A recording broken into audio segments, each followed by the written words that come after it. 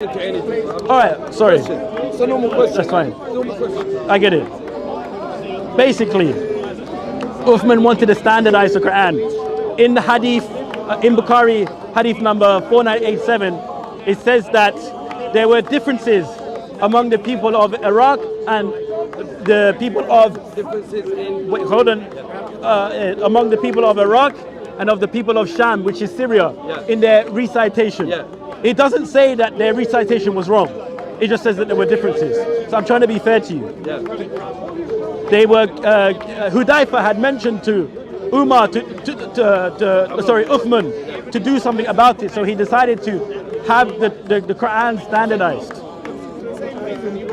Therefore, the purpose of burning all the Quran is to make sure that it's not varied and it's just one.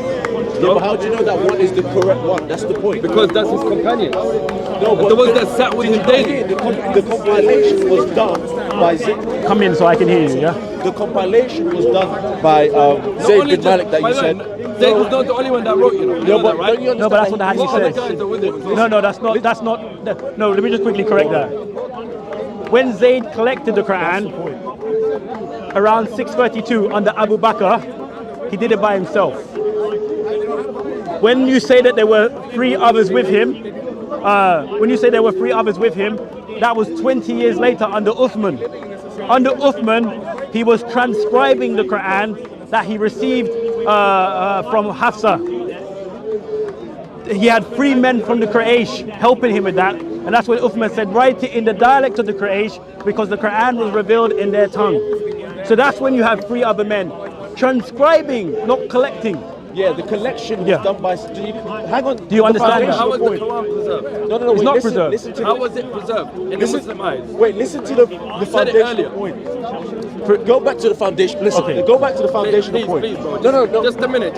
No, but we don't want to skip over this. I'm not skipping over nothing. No, I'm not skipping over but nothing. the whole point of it is that the collection was taken from sources that are unknown. That's the point. Your foundation before you have the no. Listen. I know your point. It's not. No, but you can't just skip that. That's not what we're talking. I'm not skipping it. How am I skipping? Hold on. This is his main argument. No, you stay. You hold it. No, let him have it. Earlier, you said. No, we need to go. No, we need to go. Was preserved orally. No, this is what I said. I said Earlier, you didn't say that. Let me explain. I'll clarify.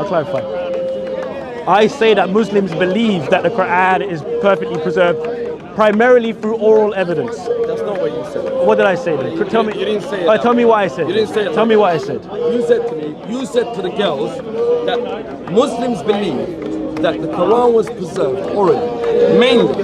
That's what you said. She just said that. No, He just said, yeah. It's not what you just said. Yeah, that not Muslims, exactly what you said. Muslims genuinely believe that the Quran is preserved orally, right? Which doesn't explain the foundational issue that Timothy's making. There's no why issue. is someone collecting I'll tell you why. written things? I'll tell you why. Who wrote those things down? Hear me out. When the Prophet was teaching the Quran, he had his Sahaba with him, which was his friends, his companions, right? Now, they would take it from him orally. No? Because he couldn't read and write. No, they were writing it down. Not all of them. I want to help All you. of them. I want to help you here. If they weren't writing it down, what's saying collecting? One second. Sorry, go ahead. I want to help you here. Zayd bin Thabit was the scribe of Muhammad. Yeah. During his lifetime, he used to write down the divine revelation. Yeah. This is why Abu Bakr chose Zayd for the task. Yeah. He said, you are a young man, you are a trustworthy man. You used to write down the divine inspiration for Muhammad. Yeah. That's why he was selected. Yeah. In another hadith in Bukhari, it says that the Quran was collected during the lifetime of Muhammad. It says that there were 4 scribes from Ansar who wrote it down. Zayd bin Thabit, Ubay ibn Ka'b, and 2 others, I forget their name. What's my point? What's my point with this? We have no doubt that according to the hadith, there were people writing down the Quran in the time of Muhammad. Apparently all of it was collected, yet when Zayd had to put the Quran together, he had to go out searching for it. So what does that mean? No. That means that did Zayd write down everything that Muhammad wrote? Why is he going out to collect things? That's a big question. Why is he going somewhere else? Why is he going somewhere else to do a collection?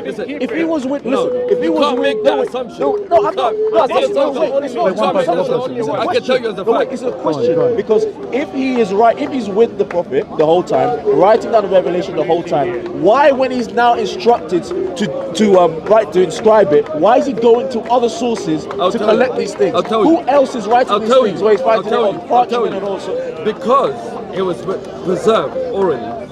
People would go all around the place in the Arabic Peninsula. They would go to Iraq, they would go to Syria, people would go to different places. Now, to know and to make sure that the religion has been passed over correctly, because there's other people that can write as well. We don't know. Does that make sense? So you don't know? Wait. Okay. Do you want to give me Let him finish. Like, so when he sent him to go search, it wasn't to go search for material. No, it's to go and search that all the other things that he has collected are actually confirmed of what they already know and have amongst them. So to make sure there is not any mistakes in the area. Does that make sense? Can I respond to that? Sorry, you said that makes sense. That's why I wanted to. Okay, go ahead. Sorry. Okay, so that was the purpose of sending him out to go and search for these materials. Okay. Does that make sense? Okay. Because primarily it was preserved orally. Okay. Does that make sense? Okay. So someone could, subhanAllah, like someone could have really great memory, memorize what they memorized from the Prophet. They would go somewhere else, as they're teaching, they could make a mistake. So maybe they could write. And if they could write, they could make a mistake again. So the point is, when he sent him to go and collect these ones, is to make sure there aren't any mistakes. Does that make sense? Not to go check if there was any material missing. That's not the point. Can I say something? The reason why Abu Bakr said to put it in one book in the first place is because the reciters were being killed in battles. So they lost a large part of the Qur'an. Sorry, it says many Qur'an of the Quran were killed in the Battle of Yamama. Okay. And Umar was afraid that a large part of the Quran would be lost if they continued to die in battles. So then he passed the idea on to Abu Bakr and said to Abu Bakr to pull it into a book.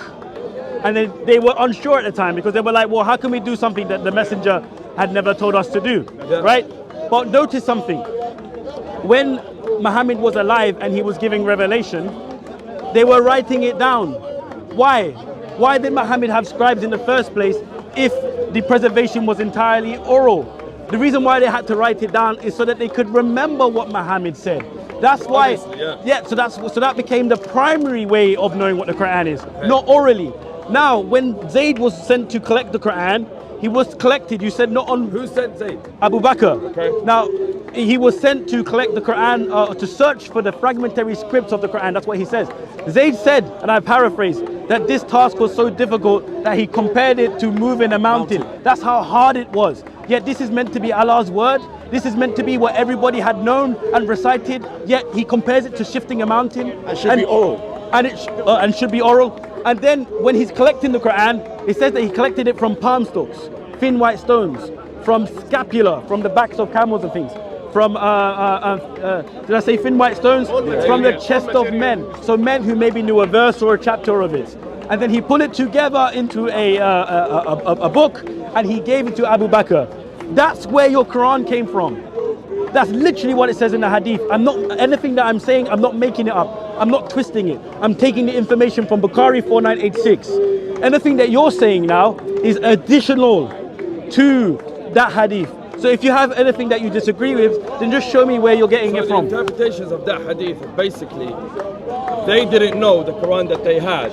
So Abu Bakr has sent him because people were dying. Don't you understand? That's a big problem then. No, wait. That means Can I finish? Okay, sorry. Can I finish? Okay, sorry. I'm saying here, I'm listening. Sorry. Do you know what I mean? So you're saying to me, which I actually agree with and confirm, Abu Bakr knew a lot of people were dying in the battles, right? And when you say reciters that were dying, does that mean that they knew all the Quran off by heart? No. Oh. And I'll tell you why. Oh. I'll tell you why. And this is a great question that you asked me. I'm so glad you asked me it. Umar says that he was afraid that a large part of the Quran would be lost. Let's stick no, to I'm, Abu Bakr. no, I'm responding. Don't worry. I'll get there. I promise you. He said that he was afraid that a large part of the Quran may be lost. So not all of the Quran. Not all of it. Just a large part. Now, something very interesting is this. We know that there were 4 men, and I'm responding to you, that Muhammad said to learn the recitation of the Quran from, according to Sahih al-Bukhari, hadith number 4999. He says Ibn Masud as the number 1, and then there's Ubay ibn Ka'b and 2 other people, right? And this is very important. Ibn Masud was not a part of what Abu Bakr told Zayd to do. Because he's a reciter. Okay, good. I'm glad you said that. No, I'm glad you said that. It's supporting my point now. When Zayd went to collect the Quran, he said he collected it from different materials and from the chest of men who knew some of the Quran. If they really knew the entirety of the Quran, You would speak to the you would get reciters. a few reciters, like the 4 that Muhammad had said are the best, including Ubay ibn Ka'b and Ibn Masud, and then say recite, and the scribes will write it out, and they'll make sure it's perfect. It's done. That never happened. In fact, when we get to Uthman's time, who's the one who's upset with Uthman? Ibn Masud. So the man who's the best reciter, who learned over 70 surahs directly from Muhammad, is upset that Zayd is the one who's doing the transcribing. And they want to, and then they want to burn his recitation. So they burn other copies. So why did he agree at the end? You have to explain how he agreed. And first you have to explain what he disagreed with. Ibn Mas'ud believed that something, Allah made it easy for him to make the decision, because it is the people will disagree about the different recitation. The people who speak. Can I say one more thing? I wanted to quickly say that what Timothy just gone through there is he's explained how the oral recitation could have been the main process as to how you got the Quran. That is the main thing he's just gone through. Because just like you said, if they recited all of it, they just need to go to a reciter or a couple of reciters. That's it. But he's going to writings. He's going to things inscribed. So in other words, the reciters did not know all of the Quran. So your oral tradition is not 100%. It is. Right? No, it isn't. Otherwise, if it was 100%, there's no reason why he should be going to anything written down. He should just be going to the reciters. That's the only thing. That's the source. If it was perfect oral preservation, he dare not look at anything written down. All he needs is one of those people, maybe 2 of those people that are alive. Do you agree with my point? No, I don't agree with your point. Okay. What I'm saying is here, you said he sent him around because most of the guys who are Hafiz, which means they memorize the Quran, are going to die or dying in battle. That's what you said to me. Yeah, so I was saying, it says most of it. Is Omar one of them? Umar one of what? Is Omar was one of the Hafiz? No, I'm not saying, hear me very carefully. Answer my question Hear me so I can tell you when you what say I'm Hafiz, you mean someone who knew the entirety of the Quran? Huh? You mean someone who knew the entirety of the Quran? Yeah. No, I don't believe that. You don't believe that? No, I don't so believe why that. is he sending him out then? Listen to what I'm saying. Why didn't you hear what? Attended the Hear- final review. The final review is the Bro, Al-Ard al-Akhir. bro. That's not the point. The point is he said he was sent over because people were dying in battle. Yeah. Right? So is Umar one of those reciters? Can I- and memorizes the Wait. Was Abu Bakr one? Was Ali ibn Abi Talib, which was one of the ilm of ilm in Islam? Was he not one of the I hear what you're saying. Like- I hear what you're saying, and I respect what you're saying. But all of it is, give me 1 second. Right. All of it's assumed. What I'm saying very clearly is this: you mentioned something to me earlier, which was a very important point. You were saying that did these men know the entirety of the Quran, right? And I'm saying no, because when Zayd collected the Quran, and this is the point I really want to stick for you to stick with you. When Zayd collected the Quran, it says that he collected it from people, from those who had from the chest of men, meaning that they had some memory of it. But yet he still collected it from physical materials. So it wasn't collecting the entirety of the Quran from the chest of men. So why? Stay on that Do you point. understand? Stay Do you on that understand? point. No, stay on that point. If it's the chest of men, that means are they memorizing it full or not full? Not full. Not full. How do we know? Because they didn't. You say it. Sahih al-Bukhari 7191, right? Okay. This is the hadith, right? Go on. Okay, right.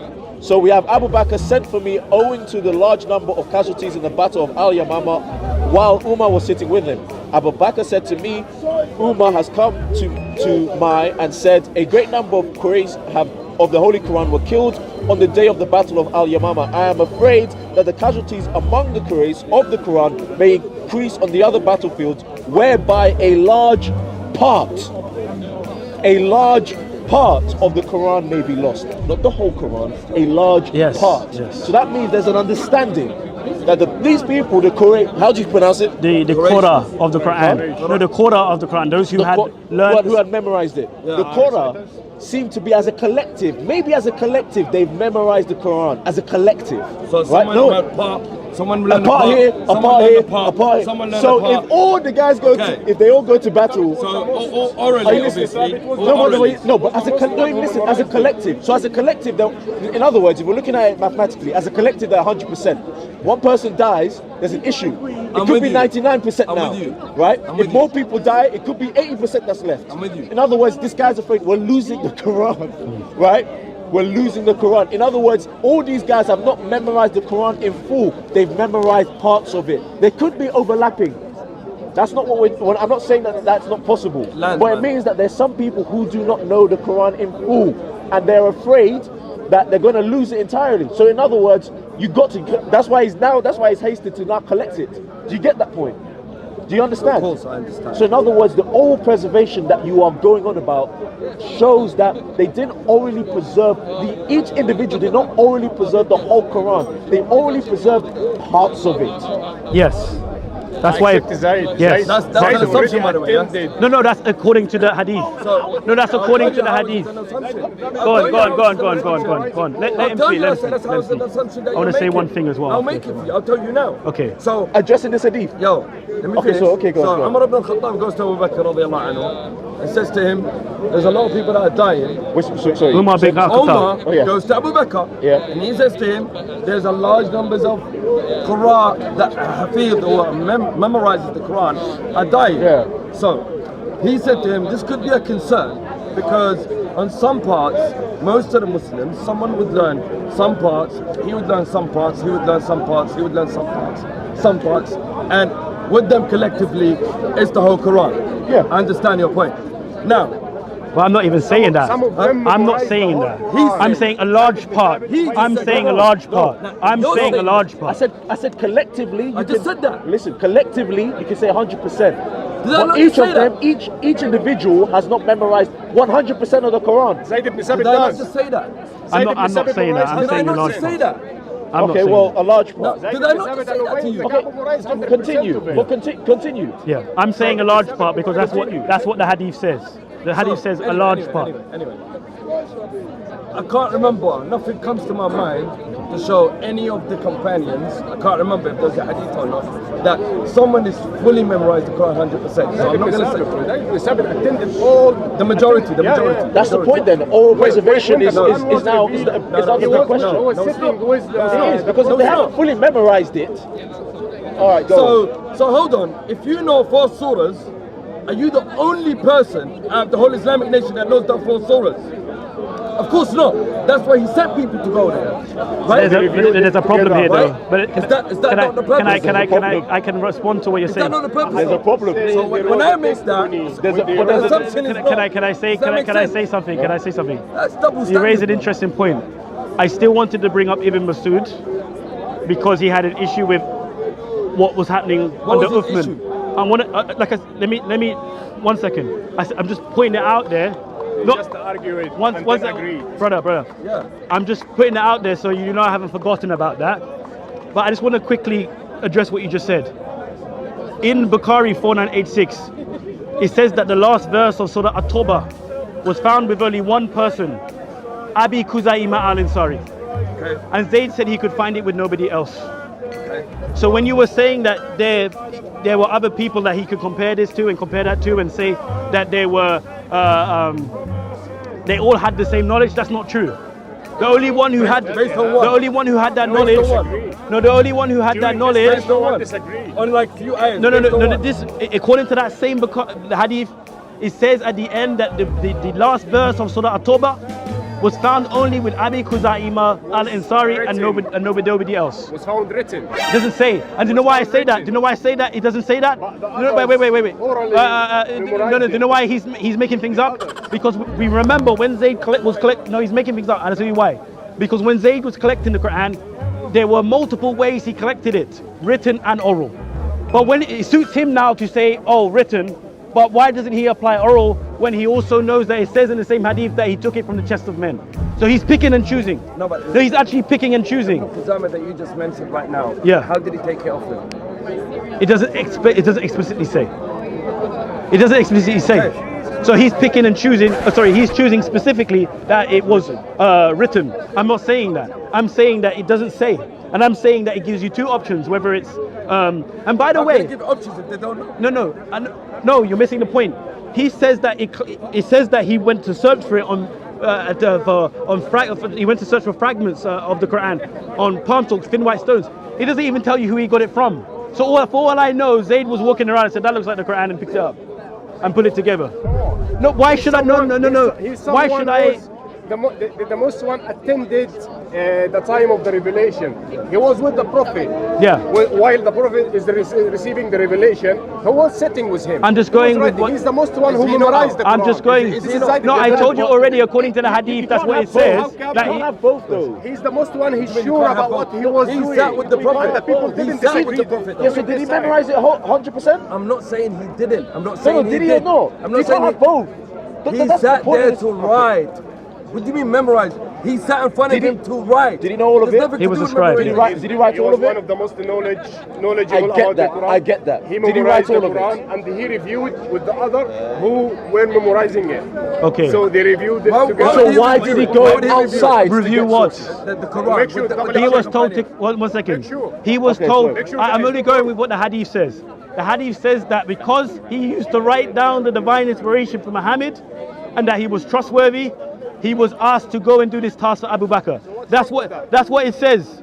Now, whether he had witnesses and this and that, that's not what it says. What do you mean It, witnesses? people say that Zayd had witnesses for every ayah that he collected. The Quran doesn't, the hadith doesn't say that. So this is the point I'm trying to make. So we spoke about this before, you couldn't find it. Anyway, my point being is this: when we look at the compilation of the Quran, we see a failure of perfect preservation, both orally and written. Transcribed. Why? Where is the failure? I'll tell you why. I mean, I don't know. Where's the failure? I think we've The just, whole thing we've been saying is a failure. That's your assumption. Your assumption, and you're saying it's a failure. Okay, let me. Okay. Who are you to come right now and just to say, you know what, it's a failure? Let's just It go. can't be. Okay. Did Zayd? Did he know the Quran? Sorry, this 100%? camera, you're blocking this one, yeah? Did he have it written I 100%? don't know. I have to check. Okay, you don't know. I don't know. I have to check. Okay. Did he have He's it? the most knowledgeable. Did he know it orally 100%? I still don't know that as well. So you have two big I don't knows, But I can check it. but you No claim problem. perfect No, preservation. Check it right now. That's fair. I'll check it He's right being now. honest. He's I being don't know why honest. you're He's being laughing honest. like He's being honest. But He's being honest. just He's being gone- honest. I respect it. You're trying to say you made an assumption.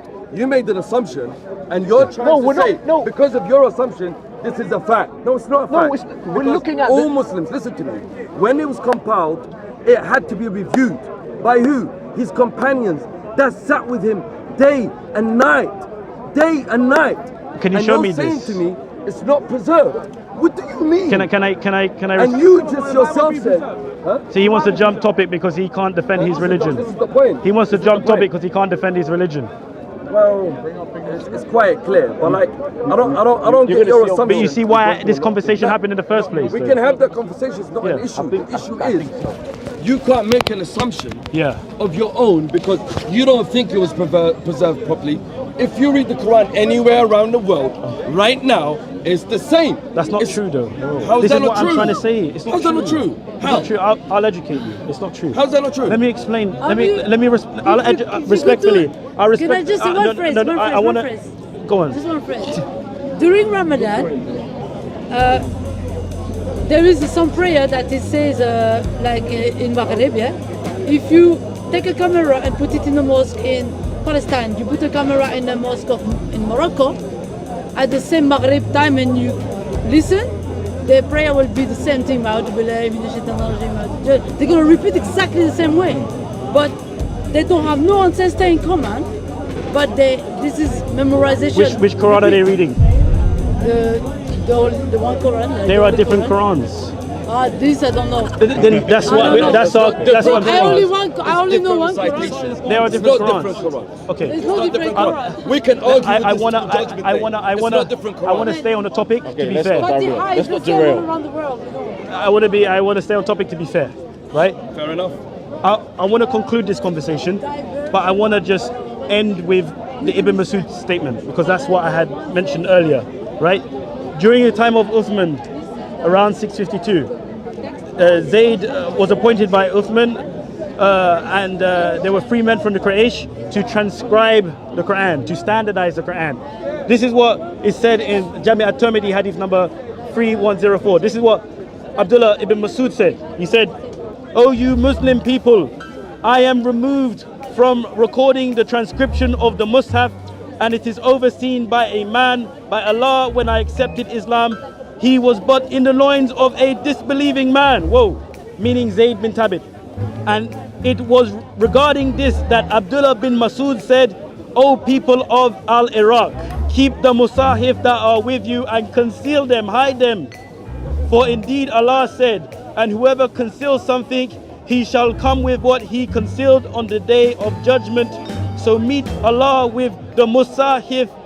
Az-Zuri said, "It was conveyed to me that some men amongst the most virtuous of the companions of the Messenger of Allah disliked that view of Ibn Masud."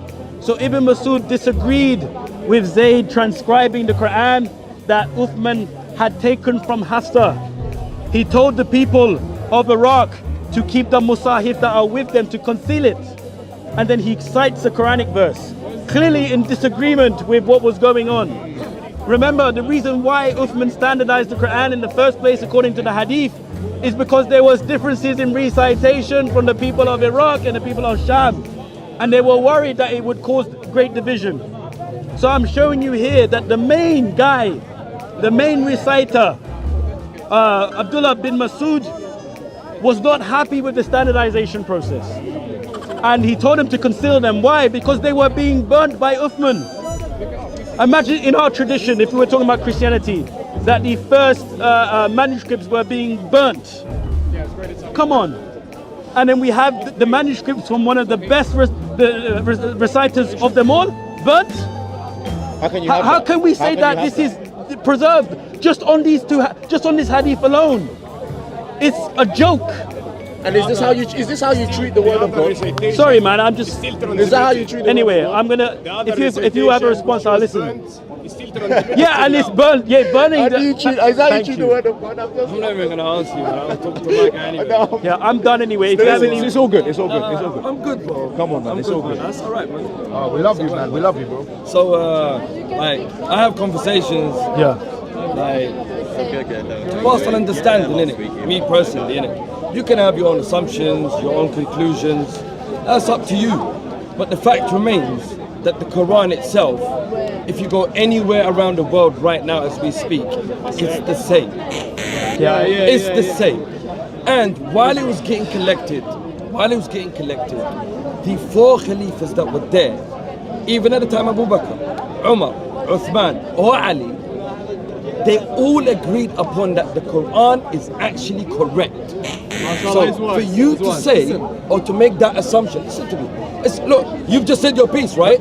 I'm listening. I haven't spoken. I didn't speak. No. I didn't speak. Did I speak just a moment ago? He's upset with me. He's upset, by the way, because I showed him 2 different Qurans. I showed him 2 weeks ago. I showed him 2 different Qurans. He was so embarrassed that he didn't even want me to open it up. He has no Bible. And it was in the Arabic. He didn't even want me to open it up. It was that bad. Anyway, so don't do that. Go on. Please go on. Go on. Sorry, brother. Sorry. I had to just call that out. So, and that's a fact in Hadith. I can bring it to you in Bukhari. I can bring it to you in Muslim. Yeah. Right? That even when they were collecting the Quran, the 4 Khalifas who attended the Rasul at every single time, daily, they actually agreed upon that the Quran, it's actually correct. Okay, But then you come to me, you come to me after 1,450 years to say to me, well, some of the hadiths say, oh, maybe this part was missing, this part was missing. Some people, look, people speak different dialects, but it's the same Arabic. They just use maybe different words, but if you listen to it in Arabic, it has the same meaning. The Quran is not different.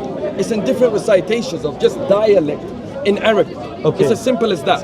But if you listen to the Quran, and the main purpose of what Uthman has done is to make sure that it is actually the correct one with nothing else around it. So arguments like the one you're bringing now don't come to existence. Okay. That's it. Okay. So when he compiled it for that purpose. Yeah. And to make sure, while he was collecting it, that everyone that has attended to the Prophet, any of the companions, to say, you know what, we agree.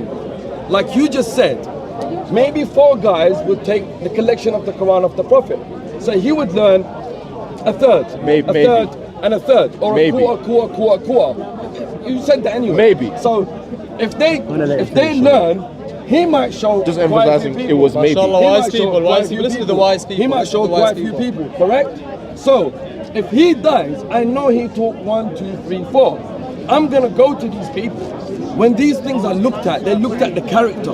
Is that person known as a liar? If he's known as a liar or forging anything, they won't take nothing from you. Does that make sense? Can I ask a question? So when he went to collect these transcripts, right, is to make sure when he brings it back, they read these things to see if there is anything that's correct or anything that's incorrect.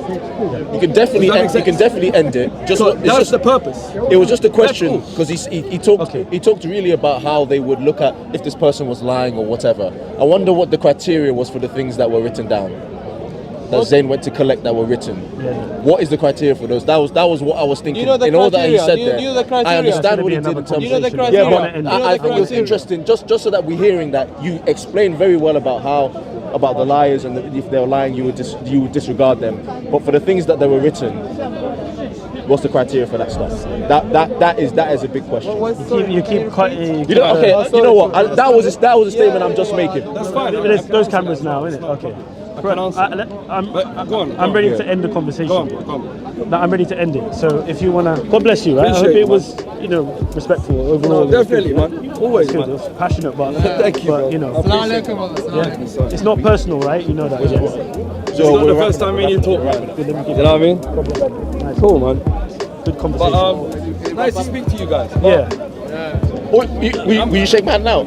Yeah, come on, let's do it. Let's do it. Come on, man. Come on. Like, look, we're grown men, innit? Like, I'm 40, innit? Like, if I'm having a serious conversation with someone and you're just trying to. Sorry, brother. like, Keep blocking. Oh no, listen. you did that in that way. You can't explain that. I'm You did sorry. that, right? So That's not what I'm trying to portray. If you're gonna come to me after, laugh in my face and try to shake my hand, I'm a grown man. I'm not gonna shake your hand. Okay, so Does you're. that make sense? Yeah, But listen. you said sorry. I respect that as a man. Okay, Does that make that's- sense? So I shake your hand. Nice, But I nice, speak nice. to people respectfully. Nice. That's all. Listen, I'm sorry for any of the rhetoric or whatever. I'm just cool, trying to man. have fun. Okay. Alright, cool, yeah, man. keep I it appreciate cordial. you, man. Yeah. I appreciate you. Good, man. God bless you. Alright. God bless you. See you, boys. Yeah. Take care. God bless you guys. We showed clearly that the Quran is not perfectly preserved. I mean, come on, guys. Look at the evidence that we brought forward. We're using their own sources. We're using the hadith. A lot of the things that he was saying, I respect the guy, but a lot of things that he was saying was just assumptions. I was holding him to the text exactly. I was saying, well, this is what it says. Why are you saying this?